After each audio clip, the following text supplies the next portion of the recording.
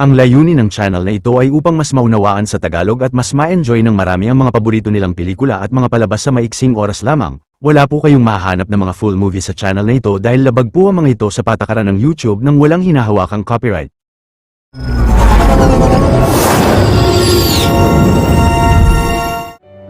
Ang batang Galadriel ay nagpalutang ng kahanga-hangang bangkang papel sa ilog ngunit pinagbabato ito ng mga kalaro niya hanggang sa lumubog.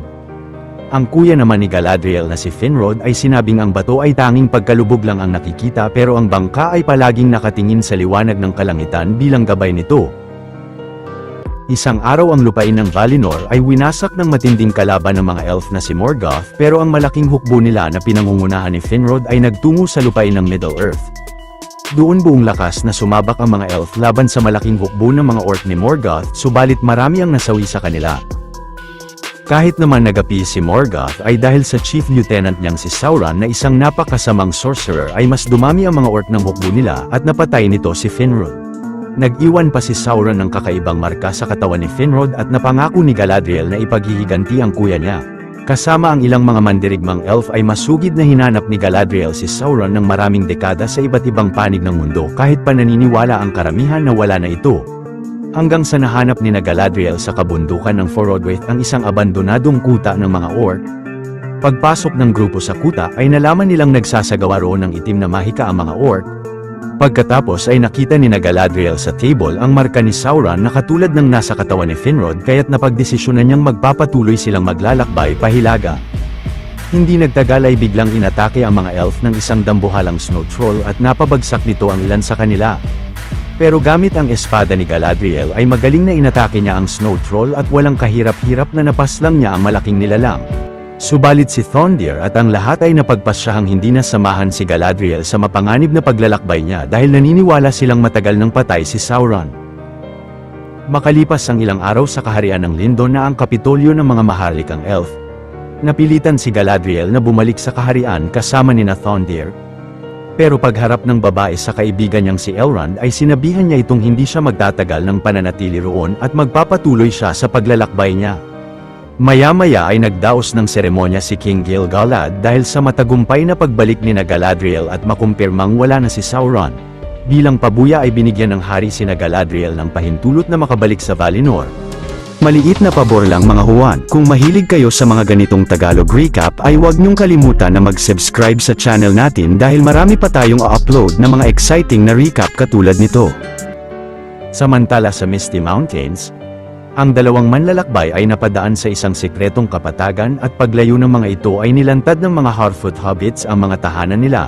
Habang nagtataka ang Harfoot na si Sadak sa kakaibang panahon ng paglalakbay ng dalawang lalaki ay nagtungo si Eleanor o si Nori at ang iba pang mga kabataang Harfoot sa labas ng bayan nila upang kumain ng matatamis na prutas. Ngunit nang napansin ni Nori ang bakas ng mabangis na lobo sa daan ay agad na sinabihan niya ang lahat na bumalik na sa bayan. Sa sunod na eksena ang elf na si Arondir ay isa sa mga mandirigmang na-assign na magbantay sa Tirharad na isang bayan ng mga tao.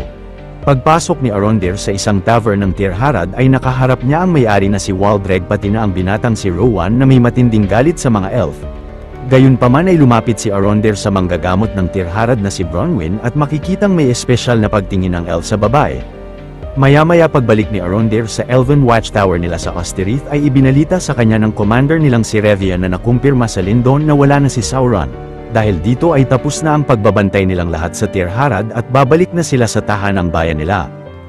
Ilang saglit habang nasa bahay si Bronwyn kasama ang binatilyong anak niyang si Theo ay biglang nagtungo roon si Arondir dahil napagpasyahan niyang hindi umalis ng Tirharad. Kalaunan ng isang lalaki ay nagpatulong kay Bronwyn na magamot ang baka nito. Ngunit napansin ni Arondir na may lumalabas na itim na likido sa suso ng baka at nasabi ng lalaki na madalas itong naglalakad sa bayan ng Hordern. Sa kasalukuyang yon sina Theo at Rowan ay pumasok sa bar ni Waldreg at nilabas ng binatilyo ang nakatagong isang putol na espada na may simbolo ni Sauron. Sa sunod na eksena ay sumakay sina Galadriel kasama sina Thondir sa isang barko upang makabalik ng Valinor. Paglapit ng barko sa Valinor ay nagbukas ang isang malaking nagliliwanag na pinto pero napagdesisyonan ni Galadriel na ipagpatuloy ang paglalakbay niya at mabilis na tumalon siya mula sa barko. Samantala sina Arondir at Bronwyn ay nagtungo sa Hordern ngunit laking gulat nilang makitang nasusunog na ang buong bayan. Maya-maya ay napansin ni na Elrond ang isang bulalakaw sa kalangitan ng Middle-earth at kalaunan ay bumagsak ito sa Misty Mountains. Dahil sa labis na pagtataka ay nagtungo si Nori sa pinagbagsakan ng bulalakaw at nakita niya roon ang isang misteryosong lalaki. Hindi nagtagal ay nahanap si Nori sa lugar ng kaibigan niyang si Poppy pero sinubukan niyang alamin kung buhay ang lalaki. Ilang saglit ay biglang hinawakan si Nori ng misteryosong lalaki at naglutangan ang mga bato sa paligid. Pagkatapos ay mabilis na nawala ang apoy sa paligid pero bumalik ito matapos niyang mawalan uli ng malay. Pinakiusapan naman ni Nori si Poppy na tulungan siyang maalis roon ang lalaki at kahit mabigat sa kalooban ay tinulungan nitong maisakay ang lalaki sa isang cart. Kalaunan ay itinago ni Nori ang lalaki sa isang puno at napagkasunduan nila ni Poppy na hindi ipagsasabi kahit kanino ang tungkol rito. Sa kasalukuyang iyon ay napansin ni Arondir na walang kahit isang labi sa nasunog na bayan ng Hordern. Kalaunan pagpasok ni Arondir sa isang wasak na bahay ay nakita nila roon ang isang underground tunnel. Sa sunod na eksena ay habang lumalangoy si Galadriel pabalik sa Middle-earth ay nakakita siya ng mga taong mandaragat na na-stranded sa karagatan. Pinasakay si Galadriel ng mga tao sa nagawa nilang bangka subalit hindi nagtagal ay lumapit sa grupo ang dambuhalang sea creature at sinisi ang elf ng isang babae at tinulak siya nito sa dagat. Pero ang lalaking si Halbrand ay kinalas ang kalahating parte ng bangka nila bago malamon ng higanteng nilalang ang mga kasamahan niya. Paglayo ng sea creature ay isinakay ni Halbrand si Galadriel sa bangka niya. Pero nakumpirma ni Galadriel na aktibo pa rin ang mga orc dahil nalaman niya kay Halbrand na inatake ng mga ito ang Southlands na ang tahanang lupain ng lalaki. Sa sunod na eksena sa Eregion na ang bayan ng mga panday na elf, mula sa utos ni King Gil-galad ay hinarap ni Elrond si Lord Celebrimbor at nakiusap itong tulungan siyang makapagpatayo ng napakalakas na Forge Tower upang malikha nila ang Rings of Power. Upang magawa ang tower ay nagtungo sina Elrond sa Khazad-dûm na isang lupain ng mga dwarf ngunit hindi sila pinapasok ng bantay. Kaya't napilitan si Elrond na hamunin ang dwarf prince sa Rite of Sigen-Tarag at pinapasok na siya ng mga bantay bago niya pabalikin si Celebrimbor sa Eregion. Ilang saglit ay nakaharap ni Elrond ang kaibigan niyang si Prince Durin at kalaunan ay sinimulan na ng elf at ng prinsipe ang Rite of Sigen-Tarag. Ngunit kahit pa binuhos ng elf ang buong lakas niya ay kalaunan ay hindi na niya magawang makawasak ng bato. Nang sinamahan si Elrond ni Prince Durin palabas ng syudad ay kinumbinsi niya ang kaibigan na pakinggan ang proposal ng hari nila. Ilang saglit ay habang kumakain sina Elrond kasama ang asawa ni Durin na si Disa ay sinabi niya sa kanila ang proposal ni King Gil-galad. Maya-maya ay sinabi ni Prince Durin ang proposal ni Elrond sa ama niyang si King Durin III. Ngunit walang tiwala ang hari sa proposal ng mga elf bago nito binuksan ang isang baul na naglalaman ng nagliliwanag na bagay. Samantala pagbalik ni Nori sa kagubatan ay napansin niyang nagising na ang lalaki ngunit biglang kinontrol nito ang mga kapunuan sa paligid laban sa dalagita. Pero agad na huminto ang lalaki nang naalala niyang si Nori pala ang tumulong sa kanya. Pagkatapos ay tila may nais na ipaliwanag ang lalaki kay Nori ngunit nagbibigkas ito ng mga kakaibang kataga na hindi maintindihan ng dalagita. Maya-maya ang ama ni Nori na si Largo ay pinilit na itayo ng mag-isa ang isang malaking poste ngunit biglang nabalian siya ng bukong-bukong. Sa sunod na eksena ay pinasok ni Arondir ang makitid na tunnel ng Hordern at kalaunan ay nakakita siya ng isang nilalang sa loob. Nagmadaling gumapang si Arondir palayo hanggang sa bumagsak siya sa isang sapa.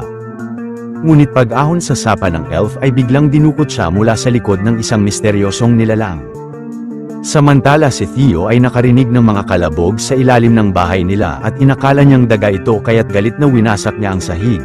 Ngunit biglang nakakita siya ng isang orc sa ilalim.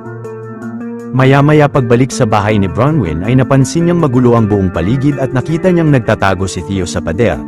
Nagmadaling nagtago rin si Bronwyn sa cabinet at lumabas ang orc mula sa ilalim ng bahay nila. Nang napansin si Bronwyn ng orc sa cabinet ay mabilis na sinaksak ito ni Theo sa likod at ang babae naman ay sinaksak rin ng halimaw bago ito sakalin ng binatilyo ng tali. Hanggang sa nagawang matapos ni Bronwyn ang orc at pinakita niya ang ulo nito sa mga mamamayan ng Tir Harad bago sila sabihang lilikas sila ng bayan. Samantala pagbalik ni Nori sa lalaki ay biglang kinontrol nito ang dalang firefly lantern ni Poppy. Pagkatapos ay gamit ang kapangyarihan ng lalaki ay pinwesto niya ang mga firefly sa linya ng mga bituin at na-realize ni Nori na yun ang clue upang mahanap ang tahanan nito. Kinaumagahan ay napansin ni Theo na gumapang ang dugo ng sugat niya papunta sa putol na espada at unti-unti itong nabubuo. Ilang saglit kasama ang mga mamamayan ng Tir Harad ay nagtungo sina Bronwyn sa watchtower ng mga elf sa Ostirith. Samantala sina Galadriel ay nakita ng isang kapitan ng barko na labis na nanghihina mula sa bangka nila. Sa sunod na eksena ay dinala si Arondir ng mga orc sa Southlands sa sekretong camp ng mga ito at laking gulat niyang makita roon sina Commander Revian at ang mga kasamahan niyang sundalong elf mula sa watchtower ng Tir Harad. Ilang saglit ay puwersahan silang pinaghukay ng mga orc at ang iba naman ay sinabihan sina Arondir na wasakin ang malaking puno roon. Nang tumanggi si Commander Revian ay lumapit sa kanila ang superior ng mga orc na si Mugroth at binigyan sila ng tubig. Ngunit mabilis na hiniwan ni Mugroth ang leeg ng isang elf na agad na kinamatay nito at napilitan si Arondir na simulang tagain ang malaking puno. Maya-maya nang nagkamalay na si Galadriel ay napansin niyang nasa barko na sila ni Captain Elendil. Pagkatapos ay dinala sila ng kapitan sa tahanang kaharian nila na ang Island Kingdom of Numenor. Kalaunan ay pinunta sina Galadriel sa palasyo ng Numenor upang iharap kay Queen Regent Tarmiriel at sa advisor nitong si Parazon. Nag-request naman si Galadriel sa Queen Regent na bigyan sila ng barko upang makabalik ng Middle-earth, ngunit tumanggi si Miriel dahil hindi maaaring makita ang barko nila sa lupain na yon. Samantala ang binatang anak ni Elendil na si Isildur ay nagsasanay na maging naval cadet sa isang barko kasama ang mga kaibigan niya. Kalaunan ay narinig ni Isildur na tinatawag ang pangalan niya mula sa isang isla at biglang nakalas ang tali nila. Pero agad na nahila ni Isildur ang kaibigan nila bago ito mahulog sa dagat. Sa kasalukuyang iyon ay habang kumakain si Halbrand sa cafeteria ng Numenor ay inalipusta siya ng isang grupo ng mga kalalakihan dahil sa pagiging malapit niya sa elf. Pero masayang inaya ni Halbrand ang mga kalalakihan na uminom ng alak sa cafeteria at umalis siya roon na nakuha ang medalyon ng isang lalaki. Ngunit napansin ng mga kalalakihan ang pagkuha ni Halbrand sa medalyon at plano siyang gulpihin ng mga ito. Gayunpaman ay buong lakas na kinalaban ni Halbrand ang mga kalalakihan hanggang sa magaling na mapabagsak niya sila, ngunit mabilis na dinakip siya ng mga kawal ng palasyo. Maya-maya ng palihim na sasakay si Galadriel sa isang bangka ay pinigilan siya ni Captain Elendil. Hanggang sa nasabi ng kapitan na natuto siyang magsalita ng lengguwahe ng mga elf nang dahil sa Hall of Lore nila. Pinakiusapan naman ni Galadriel si Captain Elendil na dalhin siya sa Hall of Lore na ginawa nga nito para sa kanya. Pinaliwanag ni Elendil na ang dating hari ng Numenor ang nagpatayo ng Hall of Lore dahil tapat siya sa mga elf. Pero mula roon ay nalaman ni Galadriel na ang simbolo pala ni Sauron ay isang mapa ng Southlands. Pagkatapos ay nabasa ni Galadriel sa isang makalumang dokumento na matapos magapi si Morgoth ay plano ni Sauron na magtayo ng sarili nilang lupain sa Southlands na tatawaging Mordor. Pagsapit ng gabi ay palihim na kumuha si Nori ng isang pahina sa libro ni Sadak patungkol sa constellation na pareho sa ipinakita ng lalaki. Kalaunan ay iniwan ni Nori sa tabi ang bag niya upang dumalo sa malaking pagpupulong ng mga Harfoot.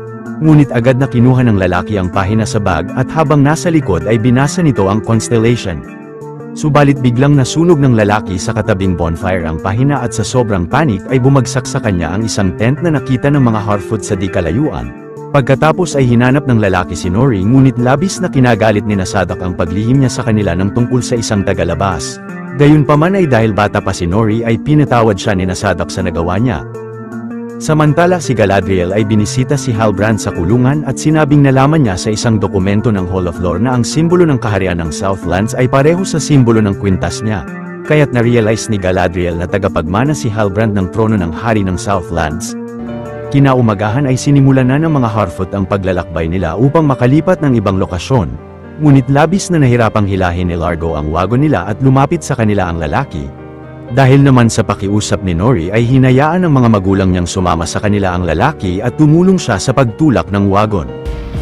Sa kasalukuyang iyon ay napagdesisyon ng kalabanin ni Arondir ang mga orc gamit ang mga kadena na nakagapo sa kanila. Nang hinila ng mas maraming orc ang mga kadena nila ay agad na pinabagsak ni Arondir ang tent ng mga kalaban. Subalit pinaatake ng mga orc kina Arondir ang isang mabangis na ward at walang awang tinapos ng nilalang ang ilan sa mga kasamahan ng grupo. Pero magaling na kinalaban ni Arondir ang ward at nagawa niya itong maipasok sa mga sanga ng puno. Si Revian naman ay nagawang maputol ang kadena niya at nang lumapit sa kanya ang ward ay inatake ito ni Arondir ng sibat. Subalit biglang napana si Revian ng ilang beses ng mga orc na kinamatay ng commander at nagawang madakip ng mga kalaban si Arondir. Pagkatapos ay hinarap si Arondir sa leader nilang si Adar na isang elf rin pala. Tinapos naman ni Adar ang paghihirap ni Mugroth bago atasan si Arondir na magtungo sa watchtower ng Ostirith at magbigay ng mensahe sa mga taong nanirahan roon. Sa kasalukuyang yon ay napansin ng Queen Regent ang pagbagsak ng mga puting dahon sa Numenor at biglang nilamon ng buong lupain nila ng napakalaking katubigan ng karagatan. Pero isang bangungot lang pala yun ng Reyna. Sa sunod na eksena ay pinakiusapan ni Galadriel ang Queen Regent na makipag-alyansa muli sa mga elf upang iligtas ang mga Southlanders mula sa puwersa ni Sauron. Nang tumanggi si Miriel ay matapang na nasabi ni Galadriel sa Reyna na winawalang galang niya ang pamamaraan ng mga elf at nag-request siyang makausap ang ama nito na ang dating hari ng Numenor. Ngunit galit na ipinakulong si Galadriel ni Queen Regent katabi ng selda ni Halbrand. Sa kasalukuyang yun ay habang patuloy na nagsasanay si Isildur ay narinig uli ng binata ang pagtawag sa pangalan niya mula sa kalapit na isla, ngunit biglang natanggal niya ang lubid na hinihigpitan nila ng mga kaibigan niya. Dahil sa madalas na pagkakamali ni Isildur ay tinanggal siya at ang mga kaibigan niya ng trainer nila na labis na kinagalit ng mga ito sa kanya. Sa sunod na eksena ay matapos makapunta ng mga taga-Tir Harad sa watchtower ng mga elf ay naisipan ni Theo at Rowan na bumalik sa bayan upang kumuha ng mga supply na pagkain. Ngunit pagpasok ni Theo sa tavern ay iniwanan siya ni Rowan dahil sa labis na takot nito sa lugar. Kalaunan ay biglang inatake si Theo ng isang orc at napilitan siyang gamitin sa nilalang ang mahiwagang espada na kinagulat ng kalaban. Pagkatapos ay lumabas si Theo ng tavern at mabilis na nagtago sa isang balon. Samantala si Elrond ay labis na natutuwang makitang sinisimulan na ng mga dwarf na tulungan silang matayo ang Forge Tower sa Eregion. Maya-maya ay bumisita uli si Elrond sa bahay ni na Prince Durin pero kalaunan ay narinig niya mula sa di kalayuan na may sekretong minimina pala sila sa syudad. Palihim na pinuntahan ni Elrond ang nabanggit na minahan pero agad na nakita siya ng prinsipe. Ipinangako naman ni Elrond na hindi niya sasabihin kahit kanino ang sekretong minimina nila roon. Pagkatapos ay binunyag ni Prince Durin na ang mithril na isang bagong uri ng mineral ang minimina nila na mas magaan sa tela pero mas matibay sa bakal. Pero dahil sa mas mataas na halaga ng mithril kumpara sa ginto ay mas uunlad ang sibilisasyon ng mga dwarf. Sa sunod na eksena ay narealize ni Halbrand na labis na natatakot ang Queen Regent sa ama niya kaya't agad na ipinakulong ng Reyna si Galadriel nang nag-request siyang kausapin ito. Minungkahi naman ni Halbrand kay Galadriel na alamin kung bakit matindi ang takot ng Reyna sa ama niya. Hindi nagtagal ay inatasan ng Queen Regent ang mga kawal na samahan si Galadriel pabalik ng Lindon, pero paglabas ng elf sa selda ay magaling na kinalaban niya ang mga kawal at kinulong ang mga ito sa selda bago umalis roon. Ilang saglit ay palihim na pinasok ni Galadriel ang tower ng dating hari na sa kasalukuyang yon ay may matinding karamdaman ngunit tila hinihintay na pala siya ni Miriel. Pinakiusapan ni Galadriel ang Reyna na ipaliwanag sa kanya kung bakit hindi siya tapat sa mga elf katulad ng ama niya.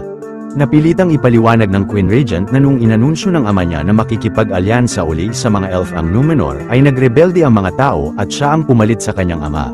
Pagkatapos ay ipinakita ng ama kay Miriel ang isang palantir na kapag hinawakan ay ipapakita nito sa kanila ang matinding pangitain ng Numenor sa hinaharap. Ayon pa sa Queen Regent ay magsisimulang mangyari ang trahedya sa pagdating ni Galadriel at kapag nagkagulo ang mga tao nang dahil sa kanya. Pero nasagot ni Galadriel na mangyayari yun dahil sa pagtaliwas nila sa pamamaraan ng mga elf at hinikayat niya ang Reyna na makipagtulungan sa kanyang mapigilan ang pagbalik ni Sauron sa Middle-earth. Ngunit buo na ang loob ng Reyna na paalisin si Galadriel ng Numenor upang hindi magkagulo ang mga tao at hindi na mangyari ang crisis. Kalaunan ay bago magbukang liwayway ay sinimulan ni Theo na magtago sa maraming bagay habang hinahanap siya ng mga orc at upang makuha sa kanya ang putol na espada. Hindi nagtagal ay biglang natagpuan si Theo ng isang orc, pero bago siya paslangin ng nilalang ay mabilis na tinapos ito ni Arondir mula sa likod. Pagtakbo ni Arondir at Theo sa kagubatan ay hinabol sila ng napakaraming orc. Matapang na pinana ng mandirigmang elf ang ilan sa mga kalaban at nagagawa niyang mapabagsak ang mga ito hanggang sa lumapit sa kanila si Bronwyn. Pagkatapos ay nagmadaling lumabas sina Arondir ng kakahuyan pero hindi na makalapit sa tatlo ang mga orc dahil sa matinding sikat ng araw. Maya-maya pagbalik nila sa Elf Watchtower ay sinabi ni Arondir sa babae ang mensahe ni Odar na tanggapin nilang sila na ang magmamay-ari ng Ostirith at dapat na mangako sina Bronwyn na magiging tapat sa kanila kundi ay tatapusin sila ng mga ito. Ilang saglit ay sinabi ni Waldreg kay Theo na alam niyang kinuha ng binatilyo ang putol na espada sa bar niya. Nasabi pa ni Waldreg na nalalapit na ang pagdating ni Sauron at mapapansin na pareho silang nagkaroon ng marka sa kamay ng dahil sa paghawak sa sandata. Sa sunod na eksena ay makikitang napalaya na si Halbrand sa kulungan habang ipinasakay na ng Queen Regent si Galadriel sa isang bangka upang ibalik na ng Lindon. Pero biglang napansin ng Reyna at ng lahat ang biglang pagbagsak ng mga puting dahon mula sa mga Nimloth the Fair Tree ng Numenor. Dahil naman sa paniniwala ng mga taga-Numenor na senyales iyon ng kalooban ng Valar God ay napagdesisyonan ni Míriel na i-anunsyo sa publiko na siya na mismo ang maghahatid kay Galadriel pabalik ng Lindon. Pagkatapos ay nag-recruit si Captain Elendil ng mga sundalo na sasama sa ekspedisyon ng Queen Regent upang protektahan ang reyna. Pero sina Isildur pati ang mga kaibigan niya ay nagboluntaryo na sumama sa ekspedisyon at maging ang malaking bilang ng mga mamamayan ng Numenor. Sa sunod na eksena habang nagpapahinga sina Nori sa isang tabi ay patuloy na kinausap ng dalagita ang estrangherong lalaki upang maalala niya ang pagbigkas ng bokabularyo nila. Ilang saglit ay pinagpatuloy ng mga Harfoot ang paglalakbay nila na kasama ang lalaki. Hindi nagtagal ay biglang hinabol sina Nori ng grupo ng mga mababangis na lobo. Pero agad na inihagis ng estrangherong lalaki ang isang lobo bago niya patalsikin ang mga ito gamit ang malakas na kapangyarihan niya. Samantala ang tatlong mystics ay natagpuan ang pinagbagsakan ng estrangherong lalaki at tila hinahanap nila siya. Sa kasalukuyang iyon ay ibinalita ni Bronwyn sa mga taga-Tir Harad na plano silang atakihin ang mga orc sa tower kapag hindi sila umalis kaya't dapat na lumaban sila sa mga ito. Ngunit hinikayat rin ni Waldreg ang lahat na makipag-alyansa sa mga orc upang hindi sila masawi sa kanila at sumama sa kanya ang kalahating bilang ng mga mamamayan. Maya-maya ay matapos na malaman ni Elendil ang pagkatanggal ni Isildur sa cadet training nito ay hindi pinayagan ng ama ang anak na sumama sa ekspedisyon ng reyna. Ilang saglit ay napagplanuhan ng Queen Regent na iligtas ang mga taga-Southlands mula sa puwersa ni Sauron bago ibalik si Galadriel sa Lindon. Sa sunod na eksena ay pinagsani ni Galadriel ang ilang mga bagong recruit na sundalo, pero napagkasunduan ni na Elendil at Galadriel na kung sinong makakatama sa babae ay ipupromote ng kapitan bilang lieutenant. Ganadong kinalaban naman si Galadriel ng dalawang kaibigan ni Isildur na sina Valandil at Ontamo pati na ng ilang mga bagong recruit. Kahit palabis na nahihirapan ang mga bagong sundalo na kalabanin si Galadriel ay hindi nagtagal ay nagawang mahiwa ni Valandil ang braso ng elf na kinapromote ng binata bilang lieutenant. Pagsapit ng gabi ay kumain ng hapunan si Prince Durin sa Lindon kasama ang mga maharlikang elf. Ngunit labis na nagtataka si King Gil-galad kung anong misteryosong minimina ni Durin dahil napansin niya ang malakas na liwanag mula sa kaharian nila. Tumangging sagutin naman ni Durin ang tanong ng Elf King. Maya-maya pag-alis ng prinsipe ay ipinakwento ni Gil-galad kay Elrond ang tungkol sa isang mandirigmang elf na nagpoprotekta sa isang elven tree. Subalit ang isang Balrog ni Morgoth ay winasak ang puno at biglang tinamaan ito ng napakalakas na kidlat. Dahil sa pinagsamang kapangyarihan ng dalawang nilalang at ng kidlat ay nalikha ang isang malakas na kapangyarihan. Binunyag naman ng Elf King na ang kapangyarihang yon ang natagpuan ni na Prince Durin at pinakita niya kay Elrond ang malaking puno nilang nagsisimula ng mabulok. Ayon sa hari ay senyales iyon na nagsisimula na silang manghina kaya't kailangan ng mga elf ang kapangyarihan na natagpuan ng mga dwarf. Kundi ay mapipilitan silang lahat na bumalik sa Valinor at hindi na protektahan ng Middle-earth. Pero buo na ang desisyon ni Elrond na di ibunyag kahit kanino ang natagpo ang mineral ni Durin dahil nangako siya sa kaibigan. Sa sunod na eksena ay pinuntahan ni Waldreg ang kuta ni Adar sa Hordern upang makipag-alyansa sa kanila. Subalit upang sumang-ayon si Adar ay sinabihan niya si Waldreg na tapusin si Rowan na agad na ginawa nga ng lalaki. Samantala habang tinuturuan ni Arondir si Theo na pumana ay ipinakita sa kanya ng binatilyo ang putol na sandata. Naalala naman ni Arondir na pareho yun sa espadang rebulto ng Ostirith Tower. Ipinakita ni Arondir kay Bronwyn ang sandata at sa tingin niya ay isa itong uri ng susi ng mga kalaban. Kinaumagahan ng mga bagong sundalo ng Numenor ay nagsimula ng sumakay sa mga barko ng Queen Regent na kasama si Isildur nang dahil sa tulong ni Lieutenant Valandil. Pagkatapos ay sinimulan na ni Galadriel ang paglalayag sa karagatan. Pagsapit ng gabi ay sinugod ni Adar at ni Waldreg ang tower ng Ostirith pero napansin nilang wala roon ang mga taga-Tir Harad. Hindi nagtagal ay matapang na pinana ni Arondir nang mag-isa ang ilang mga orcs ni Adar sa paligid. Pagkatapos ay mabilis na winasak ng mandirigmang elf ang pundasyon ng tower upang gumuho ito at bumagsak sa malaking bilang ng mga kalaban. Samantala si Bronwyn at ang mga natitirang mamamayan ay bumalik na sa Tir Harad. Kinaumagahan ay hindi mawasak ni Arondir ang sandata kaya't naisipan niyang itago na lang ito. Pagkatapos ay hinanda ng mga mamamayan ng Tir Harad ang mga sandata at mga patibong nila para sa pag-atake ng mga orc sa bayan. Pagkagat ng dilim ay nagmarcha ang napakalaking bilang ng mga orc ni Adar papunta ng Tir Harad. Pero pagdating sa lugar ng mga kalaban ay agad na sinunog ni Bronwyn ang mga nilalang gamit ang mga kartilya nila. Sina Arondir naman kasama ang iba pang mga mamamayan ay pinana ang mga orc mula sa mga bubong ng bayan, habang ang iba pa ay matapang na hinarap at kinalaban ang mga orc gamit ang mga dala nilang sibat. Ilang saglit ay inatake sina Arondir ng ilang kalaban hanggang sa mapunta siya sa lansangan at doon biglang inatake ng isang malaking orc. Binuhos ng mandirigmang elf ang buong lakas niya upang mapabagsak ang malaking nilalang, subalit nagagawa siya nitong magulpi. Hindi nagtagal ng pilit na sasaksakin si Arondir ng orc sa mata ay mabilis na sinaksak ito sa likod ni Bronwyn ng espada niya. Kalaunan ay nagtagumpay ang mga mamamayan na mapabagsak ang lahat ng mga kalaban nila, ngunit napansin ni Arondir na mga taga-Tirharad na nakipag-alyansa pala sa mga orc ang karamihan sa mga ito. Pagkatapos ay biglang pinana sina Bronwyn ng mga orc na mga nagtatago sa kakahuyan, kaya't napilitan ng lahat na pumasok sa tavern ni Waldreg. Tinanggal naman ni Arondir ang pana na tumama kay Bronwyn at ginamot ng elf ang sugat ng babae. Ilang saglit ay puwersahang pinasok ng mga orc ang tavern at mabilis na nabihag ng mga kalaban sina Arondir. Sinabihan ni Adar si Arondir na ibigay sa kanya ang sandata na hinahanap nila kundi ay uubusin nila ang lahat ng mga tao sa tavern. Subalit nang isusunod ng mga orc si Bronwyn ay napilitan si Theo na ituro kay Adar kung saan itinago ni Arondir ang sandata na nasa sahig lang pala ng tavern. Hindi nagtagal ay nakarating sa Tirharad sina Galadriel kasama ang malaking hukbo ng Numenor at agad na inatake nila ang mga orc ni Adar na nagkalat sa lugar. Sina Arondir at Theo naman ay kinalaban ng mga orc sa tavern hanggang sa mapunta sila sa labas. Sa patuloy na pakikipaglaban ng mga sundalo ng Numenor ay nagagawa nilang mapabagsak ang karamihan sa mga orc, ngunit si Adar ay agad na umalis ng lugar sakay ng isang kabayo. Nagmadaling hinabol ni Galadriel sa kagubatan si Adar pero si Halbrand ay sinalubong ang kalaban mula sa kabilang parte ng kakahuyan at pinabagsak niya ang kabayo nito. Nang tatapusin na ni Halbrand si Adar ay pinigilan siya ni Galadriel dahil kailangan nila ito ng buhay. Pagkatapos ay dinala ni Galadriel si Adar sa bar ni Waldreg upang i-interrogate, pero agad na na-realize ni Galadriel na si Adar ay isang Moryondor o Uruk na isa sa mga elf na unang nilikhang orc ni Morgoth. Kalaunan ay tinanong ni Galadriel kay Adar kung nasaan si Sauron, ngunit nasabi niyang pinatay niya ito matapos nitong paslangin ang karamihan sa mga orc na tinuturing niyang anak. Maya-maya ay binalik ni Galadriel kay Arondir ang putol na espada at si Halbrand ay kinilala ni Bronwyn bilang bagong hari ng buong lupain ng Southlands. Inatasan naman ni Arondir si Theo na ibigay ang sandata sa mga taga-Numenor, ngunit isang palakul lang pala ang laman nito. Samantala makikitang na kay Waldreg pala ang sandata at ginamit niya ito upang umagos ang tubig sa isang water dam. Pagkatapos ay dumaloy ang tubig sa nagawang mga tunnel at kanal ng mga orc hanggang sa bumagsak ito sa lava ng bulkang Orodruin at nagsimula itong pumutok. Kalaunan ay bumagsak sa Tirharad ang napakaraming nag-aapoy na mga bato mula sa bulkan na kinasawi ng ilang sundalo ng Numenor at ng mga mamamayan ng bayan. Hindi nagtagal ay nilamon sina Galadriel ng makapal na usok mula sa bulkan.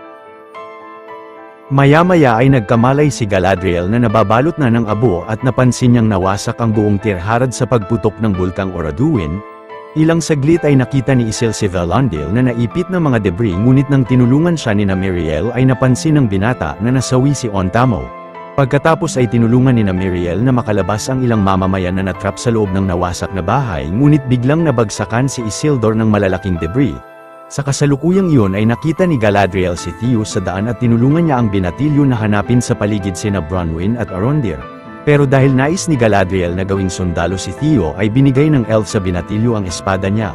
Makalipas ang ilang oras ay malungkot na ibinalita ni Valandil kay Elendil na nasawi si Isildur na labis na kinagulat ng kapitan. Pagkatapos ay sinimulan ng lahat ng mga nakasurvive na umalis sa lupain ng Southlands. Subalit napansin ni Elendil na nabulag pala ang Queen Regent nang dahil sa nagkalat na matinding abo ng bulkan sa lugar. Samantala sa patuloy na paglalakbay ng mga Harfoot ay pumitas sila ng mga mansanas at pinakiusapan ni Sadak ang estrangherong lalaki na ayusin ang isang nabulok na puno gamit ang kapangyarihan niya. Ngunit biglang bumagsak ang isang sanga at mabilis na niligtas ni Nori ang kapatid niya mula rito. Maya-maya ay sinabi ni Sadak sa lalaki na matutulungan siya ng mga naninirahan sa Greenwood the Great na makita ang mga bituin na hinahanap niya. Agad na nagpaalam naman ang estrangherong lalaki kina Nori at sinimulan niyang maglakbay ng mag-isa. Sa sunod na eksena ay hinarap ni Prince Durin si Elrond kay King Durin III upang magkaroon ng supply ng mithril ang mga elf sa minahan nila. Pinaalis naman ng ama ang lahat upang makausap ang anak. Subalit nasabi ng hari sa prinsipe na hindi siya sang-ayon kina Elrond dahil napagdesisyonan na ng mga Diyos ang kapalaran ng mga elf noon pa kaya't hindi nila dapat nasuwayin ang mga ito. Pagsapit ng gabi ay palihim na naghanap sina Elrond at Durin ng mga mithril sa minahan ng Khazad Dome nang hindi alam ng hari. Hindi nagtagal ay nakahanap ang dalawa ng napakalaking deposito ng mithril sa minahan, subalit nakita sila ng hari at galit na pinaalis nito si Elrond sa kaharian nila. Pagkatapos ay nagkaroon ng mainit na pagtatalo ang mag-ama hanggang sa galit na tinanggal ng hari ang royal neck crest ni Durin at diniklarang hindi na siya prinsipe ng kaharian. Kinaumagahan ay napansin ng mga Harfoot na biglang tumubo sa mga puno ang napakaraming mansanas nang dahil sa kapangyarihan ng lalaki at masayang nag-ani sila ng mga ito. Subalit pagkagat ng dilim ay napansin ni Nori na lumapit sa puno ang tatlong mystic at nalaman nila rito kung saang direksyon nagtungo ang lalaki. Nang sinubukang ituro ni Nori sa mga mystic ang maling direksyon ay biglang lumapit sa kanya ang tatlo. Matapang na lumapit rin ang mga Harfoot sa mga mystic ngunit walang awang sinunog ng tatlo ang mga wagon nila. Kinaumagahan ay napansin ni Elendil na hindi mapakali ang kabayo ni Isildur at napilitan siyang pakawalan ito. Mula naman sa naitayong malaking camp ng mga sundalo ng Númenor ay doon nakita ng binatilyo ang ina niya na kasama si Arondir. Sa kasalukuyang iyon ay napagdesisyonan ni Nori at Poppy na sundan ng estrangherong lalaki upang mabalaan ito tungkol sa tatlong mystic. Pero ang ina ni Nori na si Goldie at si Sadak ay napagdesisyonang samahan ng dalawa. Sa sunod na eksena ay habang nakasuot ng blindfold ay ipinangako ni Miriel kay Galadriel na babalik sila sa Southlands kasama ang mas malaking hukbo nila upang tapusin ang mga kalaban. Pagkatapos ay sinimulan na nilang bumalik sa Númenor. Ilang saglit ay nalaman ni Galadriel kay Bronwyn na nagtamo pala si Halbrand ng matinding pinsala nakaraan. Pero pinilit ni Galadriel si Halbrand na sumakay ng kabayo at nagpaalam sila sa mga mamamayan ng Tirharad upang magtungo sa Eregion. Samantala ang Elven Leaf na dinala ni Elrond sa Khazad-dûm ay tinapo ni King Durin sa malaking deposito ng mithril at biglang lumitaw roon ang isang dambuhalang Balrog. Sa sunod na eksena ay dahil pagmamay-ari na nina Adar ang buong Southlands ay pinangalanan niya ang lupaing iyon na Mordor. Maya-maya ay narating ng estrangherong lalaki ang Greenwood at biglang nakakita siya ng isang Harfoot sa di kalayuan. Sinundan ng lalaki ang Harfoot at laking gulat niyang makitang ito ay si Nori. Ngunit isang mystic pala ito at kasama ang dalawa pa ay nais nilang pagsilbihan ang lalaki dahil naniniwala silang siya si Sauron. Makalipas ang ilang araw ay narating ni Galadriel ang bayan ng Eregion na labis na kinagulat ni Elrond at agad na ipinagamot roon ng babae si Halbrand. Paglipas lang ng ilang oras ay nagkamalay na si Halbrand at napunta siya sa workshop ni Lord Celebrimbor kung saan ito planong ilikha ang Rings of Power gamit ang mga makapangyarihang mineral na nakolekta nila. Pero minungkahi ni Halbrand na pagsamahin ang mga mineral upang mas mapalakas ang mga ito gamit ang mga alloy. Sa kasalukuyang iyon ay inatasan ni Parazon ang kapatid ni Isildur na si Irien na iguhit ang mukha ng dating hari para sa rebulto nito. Ngunit inakala ng matanda na si Irien si Miriel at ipinasok siya nito sa sekretong chamber kung nasaan ang Palantir. Sa sunod na eksena ay sinabi ni Celebrimbor kay King Gil-galad na dahil sa mungkahi ni Halbrand ay naisipan niyang lumikha sila ng isang korona na gawa sa mga makapangyarihang mineral. Dahil habang suot ito ng hari ay mapapalakas na nila ang lahat ng elf sa Middle-earth. Ngunit tumanggi si Gil-galad dahil wala na silang oras upang lumikha ng ganitong bagay at inatasan ng hari ang tatlo na bumalik ng Lindon. Pero dahil minungkahi ni Halbrand kay Celebrimbor ang paggawa ng makapangyarihang korona ay labis na naghinala siyang si Sauron ang lalaki. Kalaunan ay sinimulan pa rin ni Celebrimbor at Halbrand ang paggawa sa korona ng walang pahintulot ng hari habang si Galadriel ay ipinahanap sa isang tauhan ng Eregion ang mga datos tungkol kay Halbrand. Pagsapit ng gabi ay pinaliwanag ng mga mystic sa lalaki na plano nilang palabasin ang tunay na kapangyarihan niya bilang si Sauron at dalhin siya sa lupain na pinagmulan nila na ang Ron. Kalaunan ay mabilis na pinatulog ang lalaki ng mga mystic at ginapos siya ng mga ito. Subalit dahil napansin ng mga mystic ang mga Harfoot na nagtatago sa sulok ay nilapitan sila ng mga kalaban. Nagmadaling tinulungan ni Sadak at Nori na tanggalin ang gapos ng lalaki ngunit ito pala ay isang mystic at biglang hinagisan si Sadak ng patalim ng isang kalaban. Pero nang tatapusin ng mga mystic si Nori ay nagkamalay na ang lalaki at malakas na pinatumba niya ang dalawa sa mga kalaban gamit ang kapangyarihan niya. Ngunit ang isang mystic ay nagawang mapatalsik rin ang estrangherong lalaki ng ilang beses at sina Poppy ay matapang na pinagbabato ang kalaban sa ulo. Galit na sinunog naman ng mystic ang maraming puno ng kagubatan at si Nori ay kinumbinsi ang lalaki na gamitin ang tungkod ng mga kalaban upang magapi ang mga ito.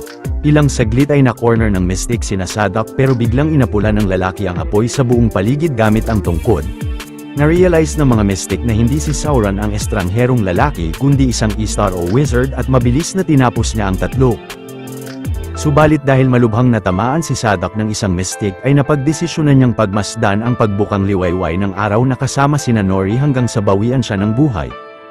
Kinabukasan ay nakabalik na sina Miriel sa Numenor ngunit binawian na ng buhay ang dating hari ng dahil sa karamdaman nito. Sa sunod na eksena ay nahanap na ng tauhan ng Eregion ang datos na ipinahanap ni Galadriel. Ilang saglit ay ibinalita ni Halbrand kay Galadriel ang progreso nila sa paglikha ng korona.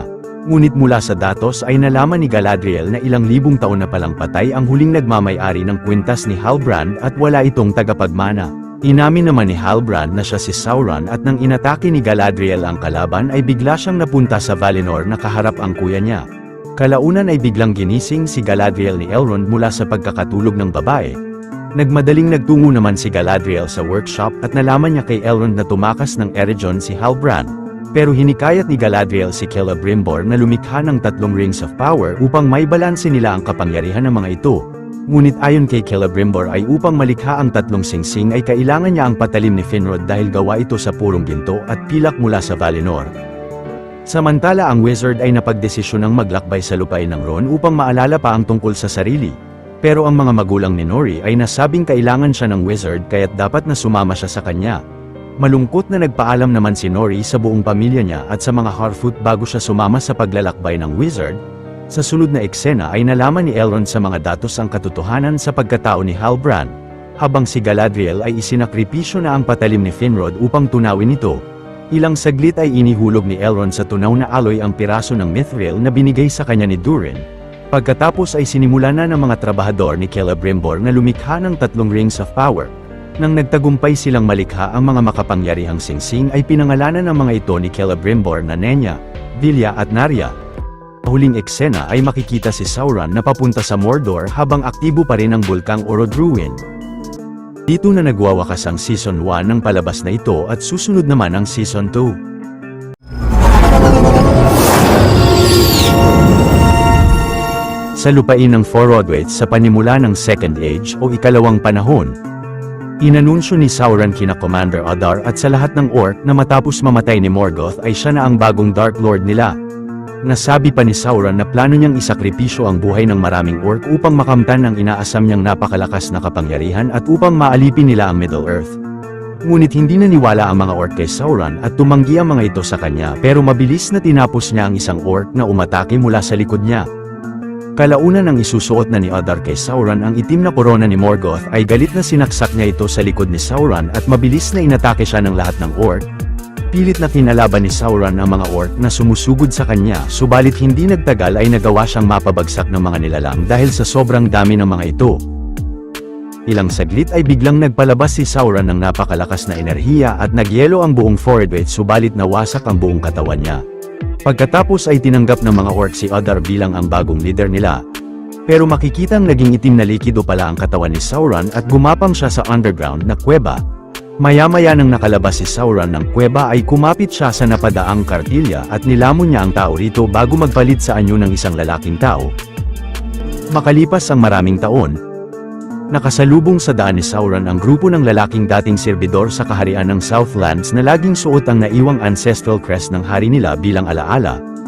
Napagdesisyon na naman ni Sauron na sumama sa grupo at sumakay sila sa isang barko.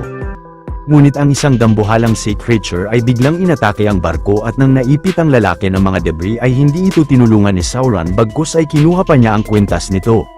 Kalaunan ay nawasak ang buong barko pero nang lalamunin si Sauron ng higanteng sea creature ay biglang lumayo sa kanya ang nilalang. Kinaumagahan ay habang nakasakay si Sauron sa nagawang bangka ng iba pang survivor ay doon lumapit sa kanila si Galadriel. Maliit na pabor lang mga huwan, kung mahilig kayo sa mga ganitong Tagalog recap ay huwag niyong kalimutan na mag-subscribe sa channel natin dahil marami pa tayong upload na mga exciting na recap katulad nito. Sa kasalukuyang panahon sa Mordor, habang nagpapanggap na hari ng Southland sa pangalang Halbrand ay sumuko si Sauron sa mga orc kasama ng iba pang mga bihag. Ilang saglit ay hinarap si Halbrand kay Adar at binunyag niya rito na sina Galadriel ay tinulungan ni Sauron na makalikha ng makapangyarihang sandata. Pagkatapos ay nakipagkasundo si Halbrand kay Adar na sasabihin niya ang iba pang impormasyon tungkol kay Sauron kung papalayain niya ang mga taga-Southlands na bihag nila. Subalit tumanggi si Adar at ipinakulong niya si Halbrand ngunit maya-maya nang bibigyan siya ni Waldreg ng pagkain ay sinadya niya itong itapon sa sahig. Pero gamit ang pagkain ay pinaamon ni Sauron ang isang ward ng mga orc. Samantala si Galadriel ay habang sakay ng kabayo ay pilit na hinabol si Elrond upang kunin sa lalaki ang Rings of Power hanggang sa makabalik sila ng Lindon. Subalit dahil nalaman ni King Gil-galad kay Elrond na peke pala ang pagkatao ni Halbrand ay pilit na tinanong ng hari kay Galadriel kung sino talaga ito. Mabigat ang kalooban na inamin ni Galadriel na ang lalaki ay si Sauron at kahit siya ay nalinlang rin ng kalaban. Labis na kinagulat ni Gil-galad ang nalaman at dahil bumalik na si Sauron ay napilitan ang hari na mapagdesisyon ng gamitin ang mga singsing upang mapalakas muli ang mga elf sa Middle-earth. Pero naniniwala si Elrond na naimpluwensyahan na ni Sauron ang mga singsing at kailangang mawasak ang mga ito. Kalaunan ng pinadakip ng hari si Elrond ay mabilis na tumalon ng lalaki sa Falls ng Lindon dala ang mga singsing. Sa kasalukuyang iyon ay sa gitna ng magkasamang paglalakbay ni Nori at ng estrangherong lalaki ay napansin nilang naliligaw sila ng landas. Hindi nagtagal ay napansin ng wizard na may sumusunod sa kanila at agad na nagset sila ng trap sa daan pero laking gulat nilang makitang ito pala ay si Poppy. Maya-maya ay gamit ang mga pahina na nakuha ni Poppy sa libro ni Sadak ay nalaman niyang maliligaw talaga si Nori sa lupain na yun kung hindi nila susundin ang lumang kanta nila ng paglalakbay. Sinunod nga ng tatlo ang mga sinasabi sa kanta at hindi nagtagal ay nagtagumpay silang makarating sa lupain ng Ron. Sa kasalukuyang iyon ay palihim na pumasok si Elrond sa workshop ni Lord Círdan na isa sa pinakamatalinong elf ng Lindon at pinakiusapan niya itong wasakin ang mga singsing. Samantala si King Gil-galad ay naisipang sulatan si Celebrimbor upang malaman nito na si Halbrand ay si Sauron at pinadala niya ang liham sa mga mensahero nila. Pero dahil na-realize ni Galadriel kung kanino posibleng humingi ng tulong si Elrond ay agad na nagtungo siya sa bahay ni Lord Círdan. Pero pagpasok sa loob ni Galadriel ay si Elrond lang ang nandoon at si Círdan ay namangka palayo ng Lindon dala ang Rings of Power. Hindi nagtagal nang ihuhulog na ni Círdan ang mga singsing ay biglang napatagilid ang bangka niya.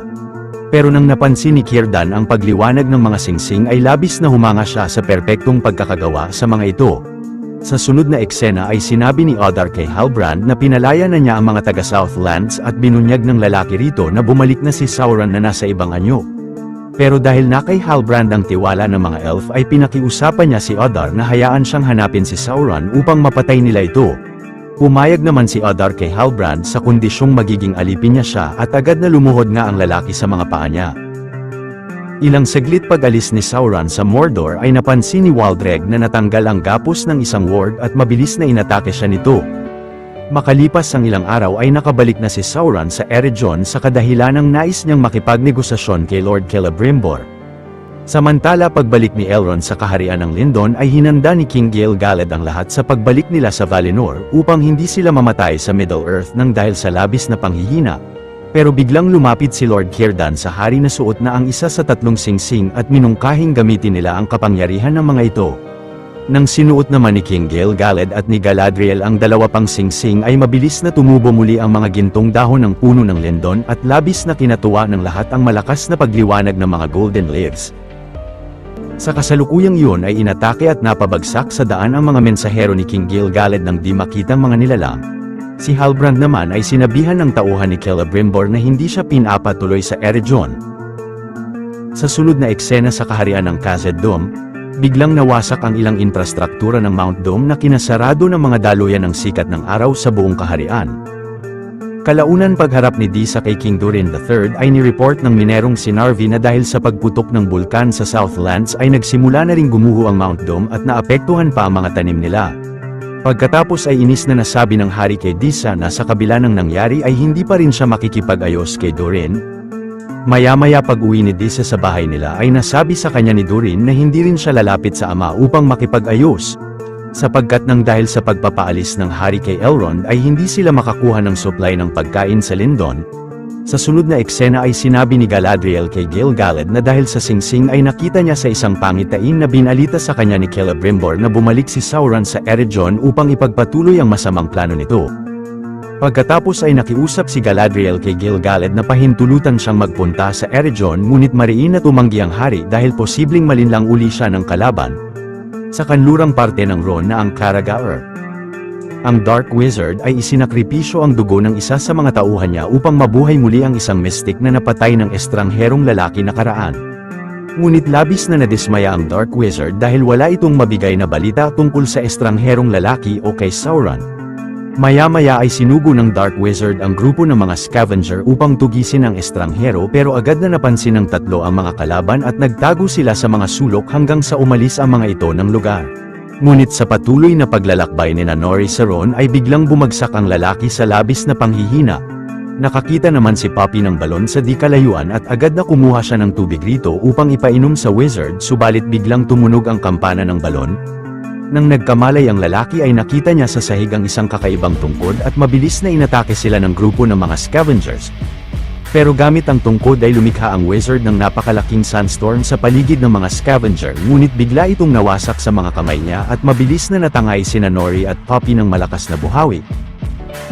Sa kasalukuyang iyon ay sinabi ni Elrond kay Lord Círdan na hindi niya dapat suotin ang singsing dahil nilikha ito ni Sauron. Pero pinakita ni Círdan na gamit ang kapangyarihan ng singsing ay nagagawa niyang makontrol ang mga isda sa lawa at agad na binalik niya ito sa tubig. Nasabi pa ni Círdan na walang dapat na ipangamba si Elrond dahil nasa mabuting kamay ang mga singsing.